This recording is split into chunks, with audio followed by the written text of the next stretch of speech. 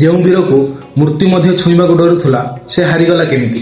କଣ ଥିଲା ଭୀଷ୍ମ ପିତାମହଙ୍କ ପତନର ସେହି ରହସ୍ୟ? ଆସନ୍ତୁ ଜାଣିବା ଏହି ଭିଡିଓରେ।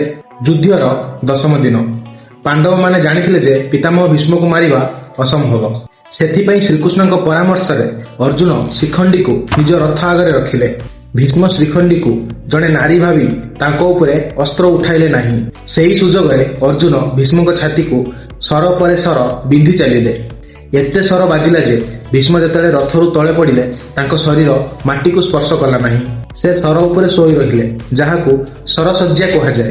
ପିତାମହ ଭୀଷ୍ମଙ୍କ ପାଖରେ ଇଚ୍ଛା ମୃତ୍ୟୁର ବରଦାନ ଥିଲା। ସେଥିପାଇଁ ସେ ସୂର୍ଯ୍ୟଙ୍କର ଉତ୍ତରାୟଣ ଗତି ପର୍ଯ୍ୟନ୍ତ ଜୀବିତ ରହିବା ପାଇଁ ସ୍ଥିର କଲେ।